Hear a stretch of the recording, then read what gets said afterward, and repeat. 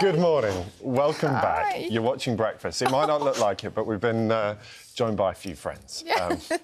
Kerry Irving and his Springer Spaniel, Max. You may know, we talked about it a lot, bringing a lot of comfort to people during the pandemic. They shared their regular Lake District walks on Facebook and in the process raised thousands of pounds for charity. Well, Max passed away in 2022, but Kerry is still walking and he's just finished his latest challenge with his other dogs, Paddy, Harry and Tally, who are all here with us this morning, walking 84 miles along Hadrians Wall for the Great North Air Ambulance Service. Let's take a look.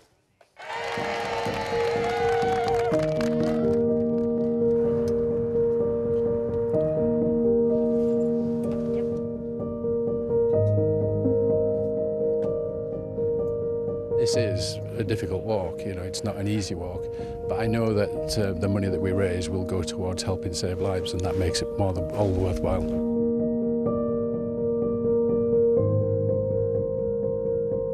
It kind of got me, just a bit, and I'm sure it'll spur me on to the end. It's just incredible, it's just an amazing feeling just to see that, and yeah, I just want to get to the end now and just hope we can make lots of money for them.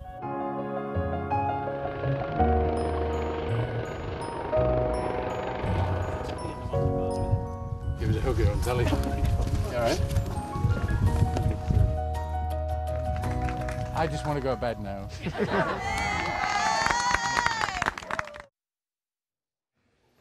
Oh, look.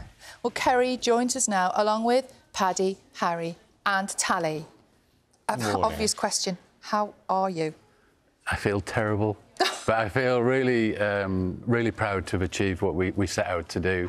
And I think that it's just sort of hitting me now. It's been a really emotional time, but we've done it, and it's great.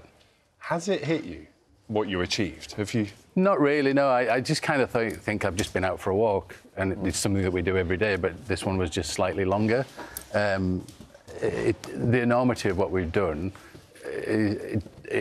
it's starting to affect me. The emotions coming through and the tiredness and the feet, the blisters, and the pain is coming through now. I think you train for a walk, for the challenge, but you don't train for the after effects, and that's what we're struggling with at the moment. Does anything, you say you train for it, does anything prepare you for it mentally as well? I think 50% of the actual challenge is you know, mental. If you've got that, you've got the strength to do it.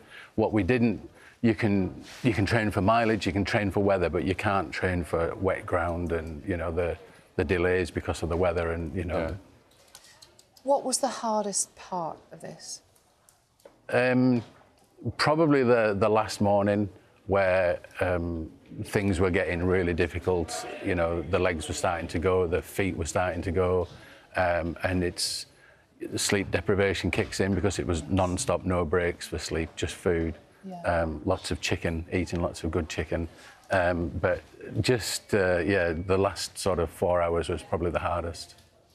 Because we were looking at images there, you know, of the weather looking beautiful. It wasn't like that all the time, was No, it? we were in the sunshine sandwich. We had sun in when we left Newcastle, and then we got hit by really heavy rains and head-on winds as well through the night, which kind of delayed us a little bit. So then you start to think you've got to go faster, but if you go faster, you burn out quicker. So. Yeah.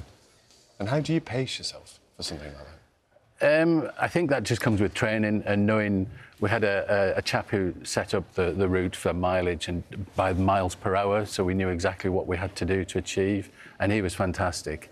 But in the last 4 hours, I had to speed up because I just felt that we were lagging behind and I didn't want to be late. Yeah. So we had to speed up quite a bit.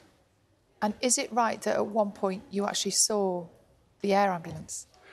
Yeah, so we were just at Sycamore Gap, and we were just on the top of Sycamore Gap. And they did say that if they were on a shout, that they would fly past, if you know, after being to the RBI. And it was the most iconic thing. And obviously, with the paw print of Max's paw print on the back, that kind of lifted me a great deal to get going and carry on. And also, we met Rob, who had been airlifted from the air ambulance. And he came to meet me there as well. So it was quite a special time, not just for me, but for him as well. So remind us about the connection with Great North Air Ambulance. It all started with my late father-in-law, who was a great collector of pens. And when he passed away, we found a Great North Air Ambulance pen and a notepad. And we also found a photograph of him donating to the air ambulance. And we thought it was such a worthwhile charity, especially where we live, because we're so rural. You know, to get to a major trauma centre in an ambulance is an hour and a half, at least 2 hours, possibly 3 at a weekend. So the air ambulance plays a crucial part in getting critical care directly to, you know, where it's needed fast. So you found the pen, you found the photo, and then what happened? Well, Alistair, bless him, used to come to all our charity walks and sit and have coffee and cake and chat to all the people. He was a great, you know, a great believer in cake and tea. And we did an online, we were asked to do an online donation for him, and I think we raised something like £20,000 for him. And then from there, it just grew from strength to strength. Then I became an ambassador for the charity, which is fantastic. And I like to challenge myself as well. 14 months ago, I could hardly walk because of my back. I had a seriously bad back. And it just goes to show that you can do it. You know, you can do these challenges.